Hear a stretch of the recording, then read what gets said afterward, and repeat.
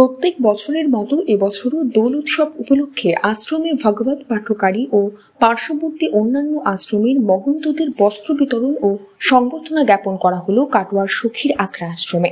বৃহস্পতিবার বিকেলে কাটোয়ার সখীর আখড়া আশ্রমে এই বস্ত্র বিতরণ ও সংবর্ধনা জ্ঞাপন অনুষ্ঠানের আয়োজন করা হয়। প্রদীপ প্রজ্বলনের মধ্যে দিয়ে এই অনুষ্ঠানের উদ্বোধন করেন কাটোয়ার পৌরপ্রধান সমীর কুমার সাহা। পরবর্তীতে আগত অতিথিদের বরণ করেন আশ্রম কর্তৃপক্ষ।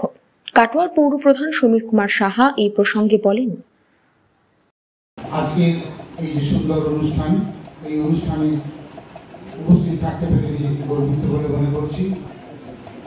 ইতিমধ্যেই সখীর আখড়া সম্পর্কে আপনারা অনেক তথ্য জেনেছেন এবং আশা করছি আপনাদের দ্বারা এর প্রচার আরো বেশিভাবেই হবে এবং মানুষ সবকিছু জানতে পারবে। যাই হোক, আজকে উপস্থিত যারা এখানে ভক্তবৃন্দ রয়েছেন বা যারা অধ্যক্ষ, যারা পাঠক এবং আমার বিভিন্ন পৌরসভার যারা উপস্থিত রয়েছেন, সকলকে আমার আন্তরিক শ্রদ্ধা, অভিনন্দন, ধন্যবাদ জানাই এবং সেই সঙ্গে রাধা মাধবের কাছে আমি প্রার্থনা করি যে সকলকে যেন ভালো রাখেন, সকলকে যেন সুস্থ রাখেন। গঙ্গার তীরবর্তী অঞ্চলে অবস্থিত, আপনারা সকলেই লক্ষ্য করছেন সামনেই গঙ্গা এবং তার তীরবর্তীতেই অবস্থিত এই সখীর আখড়া। একটা গুরুত্বপূর্ণ স্থান, অর্থাৎ পবিত্র তীর্থস্থান বললেও এটা অত্যুক্তি হয় না, এটা আপনারা সবাই লক্ষ্য করছেন। প্রতিদিনই, শুধু আজকের এই অনুষ্ঠানটাই সব থেকে বড় কথা নয়, এটা দোল পূর্ণিমা উৎসব উপলক্ষে একটা বিশেষ দিনে আমরা এই সবাই সমবেত হয়েছি। আজকে এই অনুষ্ঠানটা সুন্দরভাবে পালিত হচ্ছে, কিন্তু প্রতিদিনই এখানে ভাগবত পাঠ হয় এবং বিভিন্ন ধরনের লোকজন, মানুষজন এখানে আসেন, এখানে হরিনাম সংকীর্তন হয়। এটা একটা পবিত্র স্থান। এই পবিত্র স্থানে আসা মানেই মানব জন্ম সফল হওয়া। সুতরাং যারা এখানে উপস্থিত হয়েছেন তাদের করুণা ছাড়া, ঈশ্বরের করুণা ছাড়া এখানে উপস্থিত হওয়া তাদের পক্ষে সম্ভব নয়। তিনি ডাকেন, তাই আমরা আছি। আমরা সকলেই এখানে যারা রয়েছেন, ইতিপূর্বে আপনারা শুনেছেন যে কত ছোট্ট একটা প্রতিষ্ঠান ছিল, সেইটা আজকে মহারুহে পরিণত হয়েছে। মাননীয় রবীন্দ্রনাথ দত্তের তার যে একটা চিন্তা ভাবনা, সেই চিন্তা ভাবনা অনুযায়ী আজকের এই সখীর একটা অন্য মাত্রা পেয়েছে।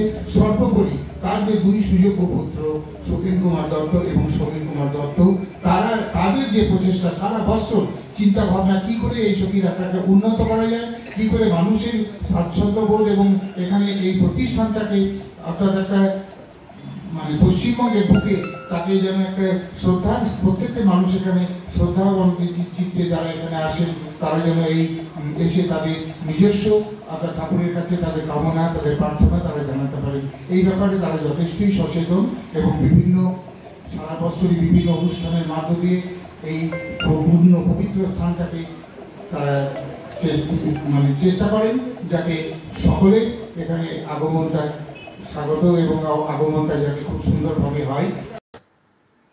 মহাপ্রভুর সন্ন্যাস গ্রহণের সময় ক্ষৌরকর্ম করেছিলেন মধু নাপিত তথা মধু প্রামাণিক। সেই সময় মধু নাপিতের ভজনস্থল বর্তমানের সখীর আখড়া আশ্রম নামে পরিচিত। পরবর্তীতে কাটোয়ার প্রতিষ্ঠিত ব্যবসায়ী স্বর্গীয় ধীরেন্দ্রনাথ দত্ত এই আশ্রমের দায়ভার সামলান। বর্তমানে তার দুই পুত্র এই আশ্রমের দায়িত্ব সামলাচ্ছেন। আজকে দোল উৎসবে সখী আখড়া আশ্রমে উদ্বোধনী অনুষ্ঠান এবং 2025-এর উদ্বোধনী অনুষ্ঠান। এই অনুষ্ঠানে এখানে যারা প্রতিদিন ভাগবত পাঠ করেন তাদেরকে শ্রদ্ধা জ্ঞাপন করা হলো বস্ত্র বিতরণীর মাধ্যমে এবং কাটোয়ার যত আশ্রম আছে সেখানকার বাবাজি এবং মাতাজিদেরকে বস্ত্র বিতরণের মাধ্যমে শ্রদ্ধা জ্ঞাপন করা হলো। এটাই হচ্ছে আজকের অনুষ্ঠান। কি ইতিহাস আছে এই আশ্রমের? এই আশ্রমে ইতিহাস হচ্ছে মধু নাপিত তিনি গৌরাঙ্গদেবের মাথা মুন্ডন করেছিলেন এবং মাথা মুন্ডন করার পর তিনি যখন গৌরাঙ্গদেবকে চিনতে পারেন তখন বলেছিলেন যে প্রভু, এই হাত দিয়ে তো আমি আর কারুর মাথা মুন্ডন করতে পারবো না।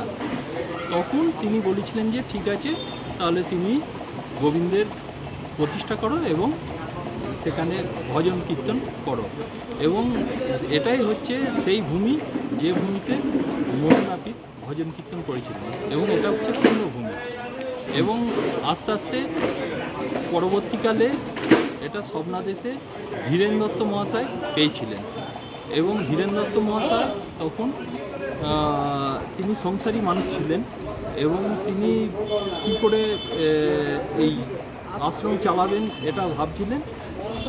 তখন ধীরেন দত্তের এক বন্ধু তিনি বলেছিলেন আমি সাহায্য করব, এবং তিনি ছিলেন একজন বাবাজি এবং তিনি পূজা আর্চা করতেন, এবং এই আশ্রমটার মানে ধীরেন দত্ত স্বপ্নাদেশে পেয়েছিলেন, এবং তারপর থেকেই উনি এই আশ্রমটা এককভাবে চালিয়ে আসছেন আর কি, এবং প্রতি দোল উৎসবে এই অনুষ্ঠানটা চলে আসছে। বর্তমানে আপনাদের পরিবারই আশ্রমের রক্ষণাবেক্ষণের দায়িত্ব? একদম একদম, এইটাই এখন রক্ষণাবেক্ষণের দায়িত্ব। ধীরেন দত্তের 2 ছেলে সমীর দত্ত এবং সুখেন দত্ত এবং 2 মেয়ে বীণাপাণি নাথ এবং দুর্গারানী দেব। এই অনুষ্ঠানে উপস্থিত ছিলেন কাটোয়ার পৌরপ্রধান সমীর কুমার সাহা, কাটোয়া পৌরসভার কাউন্সিলর জিতেন্দ্রনাথ চ্যাটার্জি, শুভ্রা রায়, চন্দনা মাঝি, বিজন সাহা, চৈতালি মিত্র ঠাকুর, ইউসুফা খাতুন, বিশিষ্ট শিক্ষক বিশ্বনাথ সাহা সহ সমীর দত্ত, সুখেন দত্ত ও তাদের পরিবারের অন্যান্য সদস্যবৃন্দ ও আগত ভক্তবৃন্দ। অনুষ্ঠানের শেষে বিগ্রহে মালা ও পুষ্প অর্পণ করেন উপস্থিত সকলেই। Bureau report, news network 7। Hallmark সোনার গহনা কেনার একমাত্র ঐতিহ্যশালী স্বর্ণ প্রতিষ্ঠান শ্রী ধীরেন্দ্রনাথ দত্ত গোল্ড প্রাইভেট লিমিটেডের শ্রী সুখেন দত্তের দোকান। ঠিকানা কাছারি রোড, চৌরাস্তা, টেলিফোন ময়দান, কাটোয়া, পূর্ব বর্ধমান। কাটোয়া শহরের অন্যতম প্রাচীন ব্যবসায়ী প্রতিষ্ঠান new Shri Gauranga tea store. প্রসিদ্ধ চা ব্যবসায়ী, খুচরো ও পাইকারি চায়ের এই প্রতিষ্ঠান শহরে প্রায় 80 বছর ধরে সুনামের সঙ্গে ব্যবসা করে চলেছে। ঠিকানা কাটোয়া স্টেশন বাজার, চৌরাস্তা।